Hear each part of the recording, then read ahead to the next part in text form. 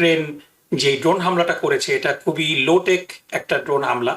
এই low-tech drone হামলার মাধ্যমে রাশিয়ার কিন্তু বেশ বড় একটা ক্ষতি করে ফেলেছে। পাল্টা হামলা করবে রাশিয়া বলে দিল, আর তিনি সেটিকে বললেন। তিনি কি এটিকে সমর্থন করছেন, নাকি তিনি মনে করছেন যে রাশিয়ার ইউক্রেনের পাশে আমেরিকা দাঁড়ানো উচিত এই সময়টাতে? রাশিয়া যদি প্রতিশোধ নিতে যায় তাহলে পরে প্রচুর নিরপরাধ মানুষ নিহত হবে এবং এই এসকেলেশনটাকে কমানো দরকার, ডি এসকেলেশনের প্রয়োজন। He's playing on both sides, thinking that he can actually eventually halt Russian President Putin. এর আগে আমরা গতকালকে দেখছিলাম হোয়াইট হাউসের ব্রিফিং এ বলা হচ্ছিল যে ইউক্রেন রাশিয়ায় যে ড্রোন হামলাটি করেছিল সেটি হোয়াইট হাউস জানতো না, অর্থাৎ প্রেসিডেন্ট ট্রাম্পের সঙ্গে আলোচনা করে করা হয়নি।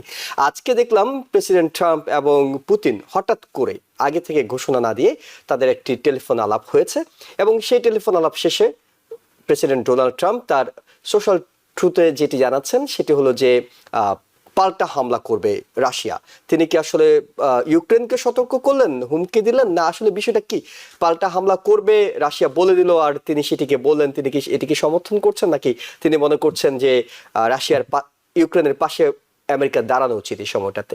ডোনাল্ড ট্রাম্প টুইটে বলেছেন এখন টুইট ডেফিনেটলি প্রেস কনফারেন্সের থেকেও গুরুত্বপূর্ণ হয়ে গিয়েছে, কিন্তু তার টুইটটা খুব কনফিউজিং। তিনি এখানে কি বলছেন বোঝা মুশকিল। আমরা যদি দেখি যে ইউক্রেন যে ড্রোন হামলাটা করেছে এটা খুবই লোটেক একটা ড্রোন হামলা। এই লোটেক ড্রোন হামলার মাধ্যমে রাশিয়ার কিন্তু বেশ বড় একটা ক্ষতি করে ফেলেছে এবং এটা অনেক সময়ের মধ্যে একটা বড় হামলা। সো এই হামলার মাধ্যমে রাশিয়ার কিন্তু লং রেঞ্জ ক্যাপাসিটির একটা বড় ক্ষতি হয়ে গিয়েছে। সো এই ক্ষতি সামলে ডেফিনেটলি যে একটা প্রতিশোধ রাশিয়া নেবে এটা খুবই স্বাভাবিক, এবং এই স্বাভাবিক অবস্থাটা থেকে রাশিয়াকে বিরত রাখার একটা দায়িত্ব ছিল ডোনাল্ড ট্রাম্পের। কিন্তু তিনি তার এই টুইটে আমি মানে অনেকের মতোই আমিও কনফিউজ যে তিনি এটা কি বলতে চাচ্ছেন যে রাশিয়ার এই আক্রমণ যেটা তারা ফেস করেছে, এই আক্রমণের প্রতিশোধ নেওয়া তাদের জন্য জাস্টিফাইড কিনা, শান্তি আলোচনার জন্য আসা দরকার কিনা, এটা একটু অ্যাম্বিগুয়াস। কিন্তু আমি একজন শান্তিকামী মানুষ হিসাবে মনে করি যে রাশিয়া যদি প্রতিশোধ নিতে যায় তাহলে পরে প্রচুর নিরপরাধ মানুষ নিহত হবে এবং এই এসকেলেশনটাকে কমানো দরকার, ডি এসকেলেশনের প্রয়োজন এবং ইমিডিয়েটলি একটা শান্তি আসা দরকার রাশিয়া এবং ইউক্রেন যুদ্ধের মধ্যে। প্রফেসর ডক্টর গোলাম মাতবর, যদিও প্রেসিডেন্ট ডোনাল্ড ট্রাম্পের আন্তরিকতা নিয়ে এখন পর্যন্ত প্রশ্ন উঠেনি যে ইউক্রেন যুদ্ধ বন্ধের ব্যাপারে তিনি আন্তরিকভাবে চেষ্টা করে যাচ্ছেন, প্রথম দিন থেকে হয়তো চেষ্টা করে যাচ্ছেন। যদিও তিনি চেয়েছিলেন এই শান্তি আলোচনা সৌদি আরবে হোক, কিন্তু দুপক্ষ মিলে ইস্তাম্বুলে এটি শিফট করেছে ইউক্রেন এবং রাশিয়া। দ্বিতীয় দফার আলোচনা হলো। ঠিক আলোচনার আগে আগে বড় দফায় ইউক্রেনের এই হামলা, এবং পরবর্তীতে ফোন আলাপে প্রেসিডেন্ট ট্রাম্প এবং ভ্লাদিমির পুতিন দুজনেই যখন ফোন আলাপে এই কনফার্মিটি আসে যে ইউক্রেনে প্রতিশোধ নেওয়া হবে, রাশিয়ার প্রতিশোধ নিঃসন্দেহে ইউক্রেনের মতো ছোটখাটো কোনো বিষয় হবে না, বড় পরিসরে সেটি হবে।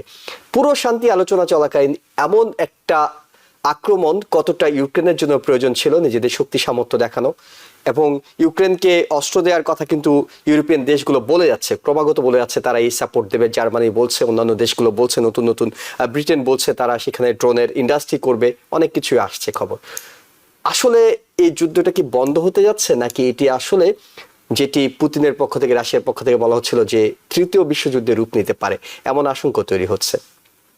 ধন্যবাদ। আসলে দেখুন, এখন বর্তমানে যে পরিস্থিতি রাশিয়া ইউক্রেন ওয়ার, এটা হচ্ছে আসলে যে আমরা যদি স্ট্র্যাটেজিক্যালি দেখি বা পলিসি হিসেবে দেখি, one step forward, two step backward, and it's not going anywhere, two step backward. It is an existential situation for the European countries. এবং প্রেসিডেন্ট ট্রাম্পের যে 75 মিনিটের যে ফোন আলাপ যে পুতিনের সাথে, প্রেসিডেন্ট পুতিনের সাথে, এবং এর ফলে সে যে সবচেয়ে বড় স্টেটমেন্ট যেটা দিল, Russia is going to strike very soon with Medj or something, I don't know how presidential is that a statement. একজন প্রেসিডেন্ট, বিশেষ করে যুক্তরাষ্ট্র যেখানে সবসময় কিন্তু আপনার সাপোর্ট দিয়ে আসছে ইউক্রেনকে, এবং প্রেসিডেন্ট ট্রাম্প আশা করে সেটা বন্ধ করে দিয়েছেন, সে আন্তরিকতা কতটুকু আছে জানি না, কার্যক্রমে তো সেটা বোঝা যাচ্ছে না। আমার কাছে মনে হচ্ছে he is playing on both sides, thinking that he can actually eventually halt Russian President Putin. Putin has his own vision and own actually strategy, which is like he would like to go back to former USSR of the Russian empire সে আবার কিন্তু সে করতে চায়। এবং এতে করে দেখুন এখন যেটা সবচেয়ে সমস্যা, যেটা হচ্ছে ইউরোপিয়ান কান্ট্রি হলো বাল্টিক স্টেট গুলো, think about Poland, right, Estonia, Latvia, Lithuania, they are all like in a very fearful situation, because if he's going to be successful already he invaded the 20% land কিন্তু already occupy করে ফেলছে ইউক্রেনের, এবং definitely সেইখানে যে successful হয় he is going to. So এখন ইউক্রেনের করার কিছু নাই। ইউক্রেন এট দিস পয়েন্ট মরণ খাবার বলেন what ever it is, because they want to show them that we are not going to stop. That's what Ukraine, they are fighting for their sovereignty, they are fighting for their independence. So yes, actually they strategically কিন্তু এই যে স্ট্রাইকটা করেছে ড্রোনটা, it really caused a big the disaster for Russia. এবং Russia স্বাভাবিক আমরা জানি এটা আসছে, কিন্তু আমার কথা হচ্ছে যে প্রেসিডেন্ট ট্রাম্প যদি তার সাথে কথা বলে, what did he do, what is the effect of this meeting, এই টেলিফোনিক কনভারসেশনের কিন্তু আমরা তো কোনো প্রস্তুতি কিছু দেখি না, রাদার এমন একটা মেসেজ দেওয়া হচ্ছে the strike is coming. If I would be a president, I'm not going to actually convey that in my truth social or whatever like in the media he used. আপনার প্রশ্ন যেটা হচ্ছে এটাকে আদৌ কিন্তু আসলে বন্ধ হবে, এটা বললাম যে existential threat for the European countries. এবং ইউরোপিয়ান কান্ট্রিজ কিন্তু যুক্তরাষ্ট্র যখনই বলেছেন যে they are not going to provide this support, that support, the way they are providing support unconditionally to Israel, say another front, that war is happening, totally supported by United States. এখানে তো তারা বন্ধ করে দিয়েছেন। সুতরাং because of the existential threat of the European countries, they say no, we have no other choice, we are going to support, and they are giving all this ammunition. এই যে বর্তমান যে আপনার স্ট্রাইক গুলো করছে ইউক্রেন রাশিয়ার ভিতরে গিয়ে, these are all actually the weapons they are receiving from European countries. So আমার কাছে মনে হচ্ছে এটা 3 বছর হয়েছে, বর্তমানে one step forward to a step backward যে পলিসি আমি দেখছি, এতে করে আমি খুব দ্রুত এই সমস্যার সমাধান আমি দেখছি না।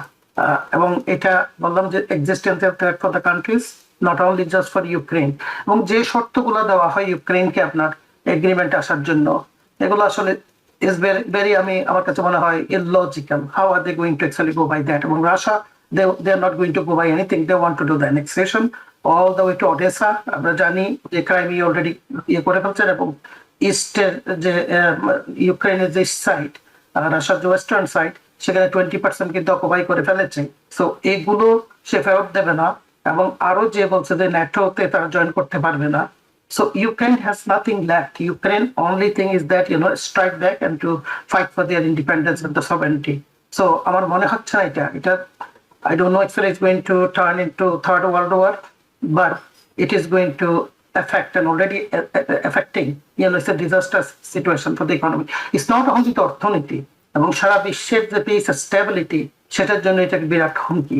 এবং আগের মতো মানুষ কিন্তু সেফ ফিল করে না for travelling and also going for like the bilateral economic or trade or commercial, all kinds of the treaty and the যে চুক্তিগুলো কিছু হচ্ছে না। সুতরাং economy is definitely already being affected economy, এবং এটা কন্টিনিউ করলে, যে আমরা জানি যে ইউক্রেনকে ফুড বাস্কেট বলা হয় ইউরোপের, স্বাভাবিকভাবে all this the growth and the cultivation and the production are halted. So not only Europe is actually paying a price, all other countries also paying a price. So আমি খুব দ্রুত দেখছি না এই সমস্যার সমাধান, unless Putin, something happened to that guy, the Putin in Russia.